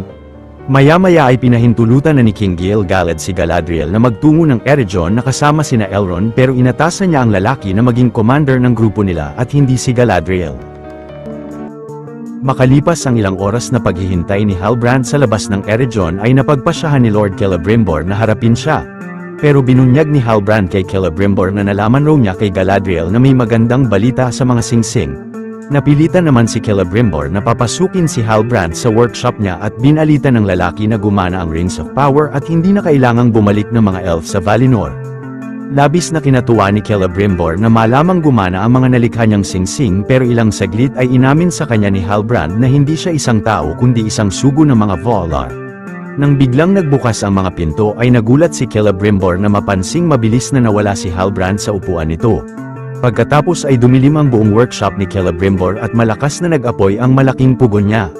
Mula roon ay sinabi ni Halbrand kay Celebrimbor na tutulungan niya siyang mas gumaling pa sa paglikha ng maraming Rings of Power hanggang sa matawag siyang ang Lord of the Rings. Kalaunan ay lumabas si Halbrand ng pugon sa anyong elf na si Anatar na ang Lord of Gifts na labis na kinamangha ni Celebrimbor. Kinabukasan ang kabayo ni Isildur na si Beric na nasa Mordor pa rin ay tinangkang tugisin ng mga orc pero nagawa nitong masipa ang isa at ang isa pa ay humampas sa isang bato. Hindi nagtagal ay sa patuloy na paghahanap ni Beric ay nakapasok siya sa isang kuweba at doon niya nakita si Isildur na buhay pa pala at nababalot ng sapot ng gagamba. Ngunit nang kinuha ni Isildur ang sandata ng isang orc ay bigla siyang inatake nito pero mabilis na nilamon ng gagamba ang ulo ng nilalang. Pagkatapos ay inatake rin si Isildur ng gagamba pero nagawa niyang masaksak sa katawan ang malaking insekto at nagmadali siyang sumakay kay Beric upang makatakas ng kuweba. Maya-maya ay napadaan si Isildur sa isang kartilya na inatake ng mga orc ngunit bigla siyang nasaksak ng babaeng si Estred dahil pinagkamalan siya nitong isang orc. Agad na nilagyan naman ni Estred ng benda ang sugat ni Isildur at nasabi ng binata na papunta siya sa pangpang upang makasakay ng barko nila. Ngunit nasagot ni Estred na habang hinahanap niya ang kasintahan niya ay nakita niyang nakaalis na ng Mordor ang mga taga-Númenor. Pero nakuha ni Estred sa daan ang isang mapa ng Pelargir kung saan namalagi noon ang mga taga-Númenor. Agad na sinimulan ng dalawa na puntahan ang Pelargir at nakakita sila sa daan ng isang lalaking sugatan na inatake rin ng mga orc. Ngunit alipin pala ni Adar ang lalaki at kasama ang iba pa ay mabilis na inatake nila si Isildur pati na si Estred hanggang sa magapos nila ang binata. Kalaunan ay biglang inatake ang mga bandido ng mandirigmang elf na si Arondir gamit ang panat palaso niya. Nagawang mapabagsak ni Arondir ang ilan sa mga bandido subalit nakatakas ang iba pa sakay ng kabayo ni Isildur. Pagkatapos ay sinama ni Arondir ang dalawa sa Pelargir. Kalaunan ay ipinapunta ni Adar sa Mordor ang dambuhalang high troll na si Damrod upang ipatapos rito si Sauron. Sa kasalukuyang iyon sa kaharian ng Númenor ay nagdaos ng seremonya si Queen Miriel para sa libing ng yumaong ama niya. Maya-maya ay pinasok ng reyna ang sekretong silid ng palasyo ngunit napansin niyang wala na roon ang Palantir. Sa sunod na eksena ay ipinapunta ni Celebrimbor sina Prince Durin sa Eregion dahil plano nilang gumawa ng mga makapangyarihang Rings of Power na magagamit nila upang maayos muli ang Khazad-dûm. Pero upang malikha ang mga singsing ay kailangan nila ng sapat na supply ng mithril mula sa minahan ni Durin. Nasagot naman ng mag-asawa na pag-iisipan muna ang desisyon nila bago umalis ng Eregion. Ngunit nalinlang ni Anatar si Celebrimbor na kapos sila ng oras sa paggawa ng Rings of Power lalo na't naniniwala si King Gil-galad na hindi karapat-dapat ang mga dwarf sa kapangyarihan ng mga singsing at pinagbawalan pa ng hari ang paggawa ng mga ito. Dahil sa nasabi ni Anatar ay naisipan ni Celebrimbor na sumulat kay Gil-galad ng kasinungalingan na ipinasarado na niya ang forge ng workshop niya. Pagsapit ng gabi ay napilitan si Prince Durin na lumapit sa ama upang makipagkasundo muli at inamin sa hari na mali ang paglapastangan niya sa kanya nakaraan. Pagkatapos ay sinabi ng prinsipe kay King Durin ang proposal ni Celebrimbor ngunit wala siyang tiwala sa kanila. Sa kasalukuyang yon ay malungkot na nagdaos ng seremonya sina Arondir at Theus sa pagkamatay ni Bronwyn sa bayan ng Pelargir. Kinabukasan ay habang ginagamot ni Theo ang sugat ni Isildur ay natanong niya kung anong nangyari kay Bronwyn. Nasagot ni Arondir na inakala nilang gumagaling na ang sugat ni Bronwyn ngunit may lason pala ang palaso ng mga orc na kalaunan ay kinamatay ng babae. Maya-maya ay makikitang alipin rin pala si Estred ni Adar at sinunog ng dalaga ang marka niya sa likod. Samantala ang mga bandido ay nagset ng camp sa gitna ng kagubatan at biglang nilapitan sila ni Theo at sinabing isa rin siyang alipin ni Adar. Habang si Isildur ay tinanggal ang gapos ni Beric bago ito dalhin. Ngunit biglang naambush ang mga bandido ng mga di makitang kalaban at si Theo ay dinukot ng isang higanteng nilalang. Sa sunod na eksena ay matapos mapalibing ni Queen Miriel ang hari ay nagdaos siya ng seremonya ng koronasyon niya. Ngunit binunyag sa lahat ni Irian na bago mamatay ang hari ay sinabi nito sa kanya na kumukonsulta pala sila sa palantir na gawa ng mga elf upang alamin ang susunod na hakbang nila. Kaya't dahil rito ay nasawi sa Middle-earth ang karamihan sa mga mandirigma nila kasama na si Isildur. Pinag-utos naman ni Parazon sa mga kawal na wasakin ang palantir ngunit tumalsik ito at doon nagsimulang atakihin ng mga tao ang mga kawal ni Miriel pati na siya. Ilang saglit ay biglang bumaba sa palasyo ang isang higanteng agila at pinagsigawan ng mga mamamayan na senyales iyon na pumabor kay Parazon ng agila. Sa kasalukuyang iyon ay nagbigay si King Durin ng Mithril kina Celebrimbor kahit patutol ang prinsipe at kasama si Anatar ay agad na sinimulan nila ang paggawa ng iba pang rings of power para sa mga dwarf at sa mga tao. Kinaumagahan ay napansin ni Elrond na nawasak ng matinding kidlat ang tulay papuntang Eregion. Gamit naman ng singsing ay nakita ni Galadriel sa isang pangitain na mapanganib para sa kanila kung dadaan sila sa direksyong patimog. Ngunit hindi naniwala si Elrond sa nakita ni Galadriel gamit ang singsing at pinag-utos niya sa grupo na sa timog sila dadaan. Samantala ang wizard ay hinanap sina Poppy at Nori at nang nagtanong siya sa magsasakang si Tom ay biglang tinangay ng hangin ang dala niyang pahina. Sumabit ang pahina sa sanga ng isang puno ngunit nang puputulin niya ito upang gawing tungkod ay bigla siyang nilamon ng puno at nilipad uli ang pahina. Agad na nilabas naman ni Tom ang wizard mula sa buhay na puno at pinatuloy siya sa bahay nito. Pero napansin ng estranghero na gumagamit si Tom ng iba't ibang uri ng mahika ng napakadali at nagtakang natanong niya kung sino siya. Nasagot ni Tom na isa siyang napakatandang nilalang na nabuhay bago pa ang lahat. Kalaunan ay nakita sa labas ng estranghero na hinahanap siya ng isang scavenger. Pinaliwanag naman ni Tom na pinadala yon ng Dark Wizard na ang tinuruan niya ng mahika noon ngunit ngayon ay plano nitong hindi lang maghari sa Rune kundi pati na sa ibang lugar. Pero binunyag ni Tom na ang kapalaran ng estranghero ay pigilan si Sauron at ang Dark Wizard na labis na kinagulat niya. Maya-maya ay nagising sina Poppy at Nori na nasa kabilang parte na ng Rune at nakaharap nila ang Istor na si Nobody. Pagkatapos ay dinala ni Nobody ang dalawa sa village nila at hinarap sa leader nilang ang Dagon. Sa kasalukuyang iyon ay hinanap ni Isildur at nina Arondir si Theo sa kagubatan ngunit nakita ng elf na walang awang winasak ang katawan ng mga bandido. Maya-maya ay napunta sina Galadriel sa isang madilim na kagubatan at nakita nila roon ang mga patay na kabayo ng mga mensahero ni King Gil-galad. Pagkatapos ay mabilis na nahila ng Barrow Wight ang isang kasamaan nila papasok sa libingan nito at biglang napalibutan sila ng mas maraming Barrow Wights. Ngunit napansin ni Galadriel na kahit anong atake ang gawin nila ay walang talab ang mga sandata nila sa mga nilalang. Pero naisipan ni Elrond na gamitin ang espada ng mga Barrow Wights mula sa libingan dahil ito lang ang makakatapos sa lahat ng mga nilalang. Pero na-realize ni Galadriel na si Sauron ang gumising sa mga Barrow Wights para sa masamang plano nito. Sa sunod na eksena ay makikitang nakakulong na si Theo sa isang malaking puno kasama ang ilan sa mga bandido. Kalaunan pagbalik ni Arondir sa Pelargir ay napansin niya ang sugat ni Estred sa likod at nalaman niyang kasamahan pala ito ng mga bandido na kinagulat ni Isildur. Pagkatapos ay habang nakagapos ay sinama ni Arondir si Estred bilang gabay sa paghahanap nila sa mga bandido ngunit biglang nahulog si Isildur sa isang kumunoy. Nang tinulungan ni Arondir ang binata ay biglang may humila sa kanila mula sa ilalim. Gumamit naman si Estred ng sanga upang matulungan ang dalawa at mabilis na lumabas sa kumunoy ang isang malaking nilalang pero agad na winasak ni Arondir ang tiyan ng halimaw upang makalabas sila ni Isildur rito. Pagsapit ng gabi ay biglang inatake ang tatlo ng mga malalaking buhay na puno na ang mga Ents pero pinaliwanag ni Arondir na para sa mga orc ang mga dala nilang sandata at hindi sa kanila. Nalaman naman ni Arondir sa mga Ents na napadaan rin roon nakaraan ang isang hukbo ng mga orc na pumatay ng ilan sa mga Ents na labis na kinagalit nila. Pero ipinangako ni Arondir na ipaghihiganti niya ang mga Ents mula sa mga orcs at nilabas ng mga ito si Theo mula sa kulungan pati na ang kasintahan ni Estred ngunit tila na dismaya si Isildur sa nakita. Maya-maya ay nakita ni Galadriel sa di kalayuan ang malaking hukbo ng mga orc ni Adar na papuntang Eregion. Napagplanuhan naman ni Elrond na ibalita muna kay Gil-galad ang nakita nila ngunit mabilis na inatake sila ng mga orc at natamaan ng pana ang isa sa kanila. Pero gamit ang Ring of Power ay napagaling ni Galadriel ang sugat ng lalaki at binigay niya ang singsing kay Elrond. Pagkatapos ay habang naglalakbay sina Elrond pabalik ng Lindon ay matapang na kinalaban ni Galadriel ng mag-isa ang mga orc at magaling na napabagsak niya ang ilan sa mga nilalang. Subalit sa gitna ng pakikipaglaban ni Galadriel ay bigla siyang napabagsak ni Adar mula sa kabayo at ginawa nilang bihag ang babae. Makalipas ang ilang oras ay matapos malikha ni Celebrimbor at Anatar ang Rings of Power para sa mga dwarf ay agad na sinuot ni King Durin ang isa. Nagmadaling bumalik si King Durin sa Khazad-dûm at gamit ang Ring of Power ay nalaman niya kung saang pader sila dapat bumutas upang pumasok muli sa buong kaharian ang liwanag ng araw. Nagbigay-pugay naman ang lahat ng dwarf sa kahangahangang nagawa ni King Durin sa palasyo. Maya-maya ay sinabi ni Anatar kay Celebrimbor na ang susunod na ililikha nila ay 9 na Rings of Power para sa mga tao. Samantala si Parazon ay naitalaga ng bagong hari ng Númenor at inatasan niya si Irien na ipatanggal ang ranggo ng mga opisyal na tapat kay Miriel dahil tinuturing nila silang mga traidor sa kaharian kahit pa ang ama niyang si Captain Elendil.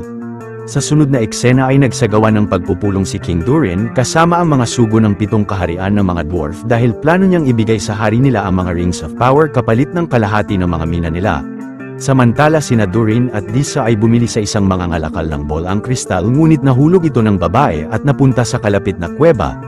Pagpasok ni Disa sa kakaibang kuweba ay biglang nakarinig siya ng napakalakas na sigaw at nawasak ang bolang kristal. Kalaunan ay nagmadaling sinabi ni Durin sa ama na kailangan nilang itigil ang paghuhukay sa minahan dahil nakarinig roon si Disa ng isang makapangyarihang halimaw kanina lang. Subalit hindi naniwala sa anak si King Durin at pinag-utos pa kay Narvi na maghukay ng mas malalim sa minahan dahil gamit ang singsing niya ay nakita niya rito ang napakalaking deposito ng ginto. Sa kasalukuyang iyon ay biglang naging invisible ang isang tauhan ni Celebrimbor na si Mirdanya at nagwala ito sa workshop. Pero kalaunan ay nagawang matanggal ni Celebrimbor ang singsing kay Mirdanya at pinaliwanag ng babae na sinubukan nilang maglagay ng mas malaking mithril sa singsing. Ngunit biglang napunta si Mirdanya sa isang madilim na bersyon ng workshop at lumabas mula sa pugon ang isang nag-aapoy na halimaw. Ilang saglit ay bumisita uli si Durin sa Eregion at sinabi niya kay Lord Celebrimbor na ang hari nila ay biglang naging gahaman sa kayamanan mula nang sinuot nito ang singsing. Ngunit malakas ang kutob ni Durin na posibleng may masamang ginawa rito si Anatar. Agad na tinanong ni Celebrimbor si Anatar kung may binago ba siya sa Rings of Power kaya't nagkaroon ito ng negatibong resulta. Pinaliwanag ni Anatar na ginawa nila ang singsing nang dahil sa pagsinungaling ni Celebrimbor sa hari na ipinasarado na niya ang workshop at ito ang nagdahilan ng negatibong resulta sa mga singsing. Ngunit kung aaminin ni Celebrimbor kay King Gil-galad ang paggawa nila sa mga singsing ay ipapatigil ng hari ang paggawa nila ng kahit anong bagay sa workshop. Mabigat naman ang kalooban na inanunsyo ni Lord Celebrimbor sa mga tauhan niya na ipagpapatuloy nila ang paggawa sa 9 na Rings of Power para sa mga tao. Sa sunod na eksena ay habang nagsasagawa ng seremonya ang The Faithful kasama sina Elendil sa templo ng Númenor ay biglang sumugod roon sina Keman upang ipasarado ang templo. Nang winasak pa ni Keman ang isang rebulto ay galit na sinuntok siya ni Elendil. Agad na pinahawak ni Keman si Elendil sa mga sundalo pero mabilis na pinigilan siya ni Valandil at nagkaroon sila ng matinding sagupaan. Kalaunan ay madaling napabagsak ni Valandil si Keman pero nang tatapusin na niya ang binata ay pinigilan siya ni Elendil. Mabigat ang kalooban na tinapon naman ni Valandil ang espada niya subalit walang awang sinaksak siya ni Keman mula sa likod at binawian ng buhay ang lalaki sa bisig ni Elendil. Pagkatapos ay inakusahan ni Keman si Elendil sa paninimula ng himagsikan at pinadakip siya sa mga kawal. Sa kasalukuyang iyon ay kinumbinsi ni Durin ang ama na may masamang kapangyarihan ng singsing. Subalit nasabi ni King Durin na naging proud siya sa anak nang dahil sa pakikipag-isa niya sa mga elf at binalik siya ng hari bilang prinsipe ng Khazad-dûm. Maya-maya ay nakarating sina Commander Elrond sa Lindon at minungkahi niya kay King Gil-galad na magpadala ng mga sundalo sa Eregion dahil susugod roon ang mga orc. Sa kasalukuyang yon ay habang sinusundan ni Arondir ang hukbo ni Adar ay nakaengkwentro niya sa daan ng ilang orc pero mabilis na natapos niya ang mga ito. Sa sunod na eksena ay dahil sa dami ng palpak na gawa nila ng mga singsing ay ibinalita ni Mirdanya kay Celebrimbor na naubusan na sila ng supply ng mithril at hindi pa sila pinapadalhan ni King Durin ng mga ito. Ngunit biglang hindi na maalala ni Celebrimbor ang pangalan ni Mirdanya o kung saan niya nalapag ang martilyo niya bago ito ituro ni Anatar sa kanya. Dahil naman sa hindi magandang kalagayan ni Celebrimbor ay ipinaubaya niya muna kay Anatar ang pangangasiwa sa Eregion habang pinagpapatuloy niya ang paggawa sa mga singsing. Samantala ang hukbo ni Adar ay nagtayo ng camp malapit sa kagubatan ng Eregion habang bihag nila roon si Galadriel. Pinaliwanag ni Adar kay Galadriel na gamit ang itim na korona ni Morgoth at ang Rings of Power ng mga elf ay matatapos nila ng tuluyan si Sauron. Kaya't hinikayat niya ang babae na makipagtulungan sa kanila. Sa kasalukuyang iyon ay dinala ni Tom ang estrangherong lalaki sa parte ng Rhûn kung saan niya makukuha ang staff na nararapat para sa kanya. Pero sa tingin ng lalaki ay dapat na iligtas niya sina Nori dahil nakakita siya ng pangitain na nasa matinding panganib sila. Maya-maya ay makikita ang mga dwarf ng Khazad-dûm na napakaraming naminang ginto sa minahan nila. Pagkatapos ay bumisita si Anatar sa Khazad-dûm upang kumbinsihin sina Durin at ang hari na ipagpatuloy ang pagsupply nila ng mithril sa Eregion pero tumanggi si King Durin. Sa sunod na eksena ay hinarang ni Dis sa sina Narvi sa minahan at tumili siya ng sobrang lakas. Hindi nagtagal ay biglang sinugod sina Narvi ng napakaraming paniki kaya't napilitan silang tumakbo palayo ng minahan. Kinabukasan ang advisor ni King Parazon ay minungkahi sa kanya na hayaan na lang nila ang Valar sa magiging kapalaran ni Elendil sa pamamagitan ng pagharap nila rito sa Sea Worm. Maya-maya ay nagpatunog ng trumpeta sa tabing dagat ang mga kawal ng Númenor upang tawagin ang higanteng halimaw sa karagatan upang iharap rito si Elendil. Pero nasabi ni Miriel na dahil sa kanya ay nagtraidor sa kaharian si Elendil kaya't siya na lang ang parusahan nila. Kahit naman mariin na tumanggi si Elendil ay sumang-ayon si King Parazon at inilapit ng mga kawal si Miriel sa dalampasigan. Ilang saglit ay mula sa ilalim ay mabilis na hinila si Miriel ng dambuhalang nilalang ng karagatan na ang Sea Worm at matapang na hinarap ito ng babae. Nang inakala ng lahat na nilamon na si Miriel ng dambuhalang halimaw ay bigla siyang binalik nito sa dalampasigan at ang ilang mamamayan ay tinagurian siyang reyna ng karagatan. Maya-maya ay makikitang itinabi pala ni King Parazon ng palantir at naisipan niyang hawakan ito. Pagkatapos ay nakakita siya ng pangitain rito patungkol kay Halbrand. Samantala si Galadriel ay sumang-ayon na makipagtulungan kay Adar at binunyag niya ritong si Halbrand ay si Sauron. Pero malamang ay hindi aalis si Sauron ng Eregion hanggat hindi natatapos roon ang plano niya. Subalit matapos malaman ni Adar ang mga impormasyong kailangan niya ay kasama ang napakalaking hukbo niya ay plano niyang pabagsakin ang Eregion pati na si Sauron.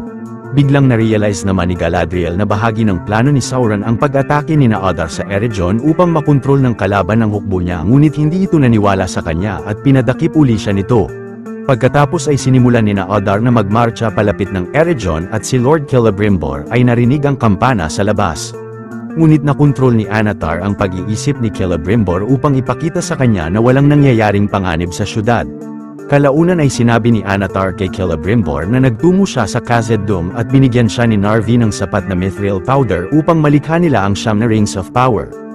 Habang nagkakagulo naman ang lahat ng elf sa buong paligid ay sinimulan ng mga orc na atakihin ang Eregion at si Lord Celebrimbor ay pinagpatuloy ng mag-isa ang paggawa sa 9 na singsing. Sa kasalukuyang iyon ay bumalik sina Narvi sa minahan hindi upang kalabanin sina Disa kundi makipagtulungan sa kanila na mapatalsik ang hari sa trono dahil sa pagiging labis na gahaman nito. Ilang saglit ay palihim na bumisita si Elrond sa Khazad-dûm upang humingi ng tulong kay Durin na iligtas ang Eregion mula sa mga orc. Samantala ang mga sundalo ng Eregion ay bagaman iilan lang ay matapang na inatake ang malaking hukbo ng mga orc ni Adar na lumalapit sa tarangkahan ng syudad. Sa sunod na eksena ay kinamusta ni Anatar ang progreso ni Lord Celebrimbor sa mga singsing. Pero napansin ni Celebrimbor na paulit-ulit ang paggalaw ng mga daga sa workshop at ang mga kandila ay hindi nalulusaw. Na-realize ni Celebrimbor na isang ilusyon yon na gawa ni Anatar at paglabas niya sa balkonahe ay laking gulat niyang makitang nawasak na ang malaking bahagi ng Eregion. Napansin pa ni Celebrimbor na itim na dugo pala ni Anatar ang laman ng bote ng mithril at na-realize niyang ito ay si Sauron. Agad na lumabas si Lord Celebrimbor habang patuloy na inaatake ng mga orc ang Eregion at sinabihan niya ang mga kawal na dakpin si Anatar dahil ito si Sauron na may itim na dugo na makikita nila sa sugat nito sa kamay. Subalit ginawang pula ni Anatar ang dugo sa kamay at kinontrol niya ang kamay ni Celebrimbor upang matulak si Mirdanya mula sa gusali at walang awang tinapos ito ng mga orc sa labas. Ibinulong naman ni Anatar kay Celebrimbor na ipagpatuloy ang paggawa sa mga singsing kapalit ng kaligtasan ng Eregion. Mabigat ang kalooban na pinagpatuloy nga ni Celebrimbor ang paglikha sa 9 na Rings of Power. Samantala si Prince Durin ay hinikayat ang lahat ng mandirigmang dwarf ng Khazad-dûm na atakihin ang mga orc sa Eregion. Ilang saglit ay nakarating na ang hukbo ni King Gil-galad sa kagubatan ng Eregion ngunit si Adar ay hinarap sa mga elf si Galadriel at tinutukan ng babae ng patalim sa leeg kaya't bigla silang napahinto sa pag-atake. Pagkatapos ay habang nasa camp ay pinaliwanag ni Adar kay Elrond na kalaban na nila noon pa si Sauron at ngayon ay nakontrol nito ang Eregion pati na si Lord Celebrimbor. Kaya't kinumbinsi ni Adar si Elrond na ibigay sa kanila ang hawak niyang Ring of Power kapalit ng buhay ni Galadriel upang matapos nila si Sauron. Agad na tumanggi si Elrond at bilang pagpapaalam kay Galadriel ay hinalikan niya ang babae bago sila umalis ng camp ni Adar. Pero nag-iwan pala si Elrond kay Galadriel ng bagay na magagamit ng babae upang matanggal ang gapos niya. Subalit biglang inatake sina Elrond ng mga orc sa kagubatan at doon na nagsimula ang matinding gera ng mga elf laban sa mga orc ni Adar. Maya-maya nang paalis na sina Durin ay sinabi sa kanya ni Narvi na bigla silang inatake ni King Durin ng itak nito at minungkahi raw sa kanya ni Disa na huwag umalis ng Khazad-dûm dahil posibleng pagbalik niya ay wasak na ang kaharian. Pagsapit ng gabi ay matapos matanggal ni Galadriel ang mga gapos niya ay nagsuot siya ng mga kasuotan ng mga orc upang makatakas ng camp. Pero nang napansin si Galadriel ng ilang orc ay mabilis na pinana ni Arondir ang mga ito. Sa sunod na eksena sina Commander Elrond kasama ang mga magigiting na mandirigma niya ay hindi sumukong makipagsagupaan sa mga orc na nagsisimulang wasakin ang mga pader ng Eregion. Ang mandirigmang si Rhia naman ay kahit napana ng ilang beses ng mga orc ay pilit na pinana ang mga catapult ng mga kalaban at sumabog ito ng napakalakas. Subalit pinaatake ni Adar sa Eregion ang High Troll na si Damrod at walang awang tinapos ng nilalang ang ilang sundalong elf na makasalubong nito sa daan. Pagkatapos ay malakas na tinulak ng High Troll ang catapult ng mga orc upang wasakin ang pader. Pero sina King Gil-galad ay mabilis na inatake ang mga paa ng High Troll at si Arondir kasama si Commander Elrond ay mabilis na sinaksak ang higanteng nilalang na agad na kinabagsak nito. Samantala si Celebrimbor ay nagawang matapos ang 9 na singsing at nilagay niya ang mga ito sa isang supot. Pagkatapos ay lumabas si Celebrimbor ng workshop ngunit biglang nasabugan siya ng bala ng catapult ng mga orc. Pero agad na itinayo ni Galadriel si Celebrimbor at napagdesisyonan niyang ibigay sa babae ang mga singsing. Dahil plano ni Celebrimbor na harapin si Sauron habang si Galadriel ay tinatakas sa Eregion ang mga Rings of Power. Pagkatapos ay kasama ang ilang mga sundalo ay sinugod ni Celebrimbor sa workshop si Anatar na kasalukuyang hinahanap roon ang mga singsing. Pinag-utos naman ni Celebrimbor sa mga sundalo na dakpin si Sauron subalit kinontrol niya ang mga ito upang patayin ang isa't isa at mabilis na tinapos niya ang huling sundalo. Kalaunan ay sumugod si Adar sa Eregion kasama ang natitirang malaking hukbo niya at ang isang sugatang sundalong elf ay ibinalita kay Elrond na pinaatras ni Durin ang hukbo nila. Kahit naman iilan na lang ay matapang na kinalaban ni King Gil-galad ang mga orc at si Arondir ay agad na nakipagtuos kay Adar ngunit ilang saglit lang ay magaling na napabagsak siya nito. Hindi nagtagal ay nabutas ng mga orc ang pader ng Eregion at agad na pumasok ang mga ito sa loob. Pagkatapos ay inatake ni Adar si Commander Elrond upang makuha sa kanya ang singsing. Sa kasalukuyang iyon ay hinarap ni Prince Durin ang ama sa minahan at pinilit itong tanggalin ang singsing sa kamay. Pero bumutas pa sa pader si King Durin at sa loob ay nakita nila ang napakalawak na deposito ng Mithril. Subalit biglang nagpakita roon ang dambuhalang Balrog at malakas na inatake nito sina Prince Durin at King Durin ng ilang beses mula sa butas. Napagdesisyonan naman ni King Durin na tanggalin ang singsing sa daliri bago siya malungkot na nagpaalam sa anak. Pagkatapos ay matapang na kinalaban ni King Durin ng mag-isa ang higanteng nagliliyab na halimaw. Samantala si Galadriel ay prinotektahan ang ilang mamamayan ng Eregion mula sa mga umaatakeng orc sa syudad.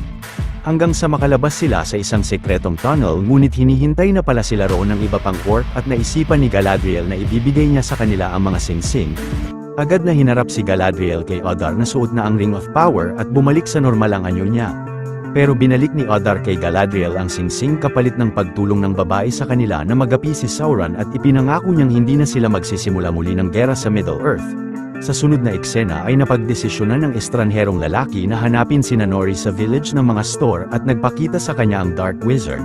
Pinakita ng Dark Wizard na kasalukuyang bihag ng mga scavenger niya ang dalawang Harfoot. Pero dahil planong patayin ng mga ito ang dalawa ay mabilis na tinapos niya ang isang scavenger at tumakbo ang grupo palabas ng village. Binunyag naman ng Dark Wizard sa lalaki na kasamahan niya siya sa grupo nila noon at tutulungan siya nitong maalala ang lahat hanggang sa maging mga kanang kamay sila ni Sauron. Agad na tumanggi ang lalaki sa Dark Wizard at galit na winasak nito ang mga istruktura ng village bago umalis ng lugar.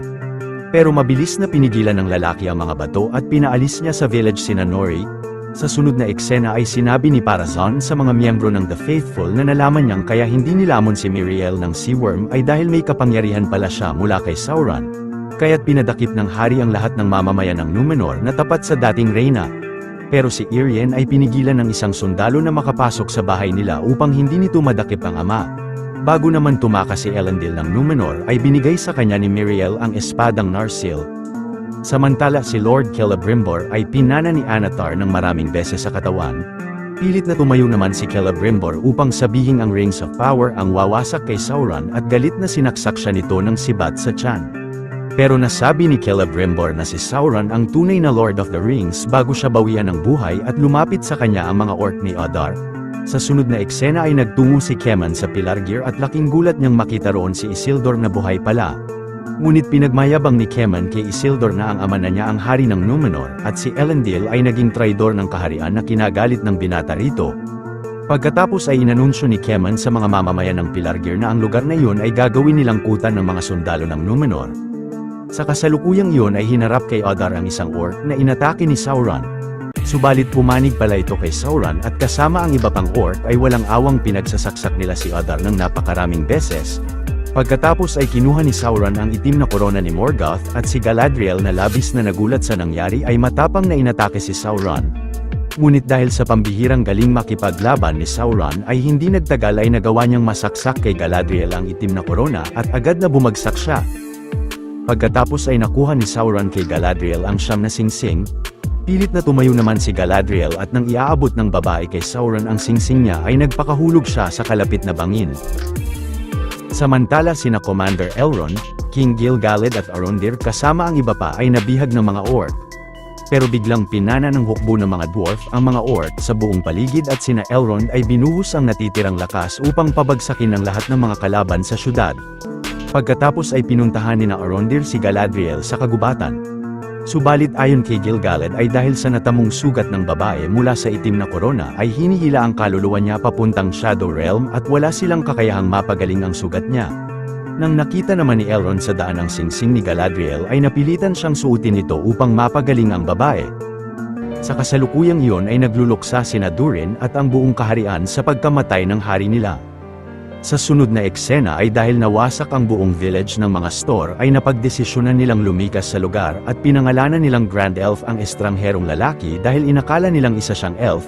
Malungkot na nagpaalam naman si Nori sa estrangherong lalaki at sumama ang dalaga sa mga Store pero kalaunan ay natagpuan ng lalaki ang staff niya sa village.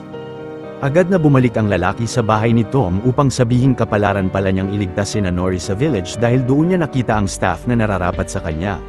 Pagkatapos ay naisipan ng lalaki na pangalanan ang sariling Gandalf at nagsimula siyang maglakbay ng mag-isa. Sa kasalukuyang iyon ang mga elf na nakasurvive mula sa Eregion ay nanatili sa isang sagradong sanktuaryo na ang Rivendell at ilang saglit ay nagkamalay na si Galadriel. Pagkatapos ay binalik ni Elrond kay Galadriel ang singsing niya at pinagplanuhan nila ang sunod na pag-atake nila sa hukbo ni Sauron na kasama ang mga natitirang mga mandirigma nila. Dito na nagwawakas ang astig na istorya ng palabas mga Huwan. Kung natuwa at nagustuhan nyo ang ating tinampok na pelikula ngayong araw ay maaari nyo rin panuorin ang iba pang mga Tagalog recaps natin sa main page ng ating channel, at syempre huwag nyong kalimutan na mag-like, subscribe at mag-hit ng notification bell dahil marami pa tayong tatampok na exciting na mga pelikula sa mga susunod na linggo. See you on the next one mga Huwan.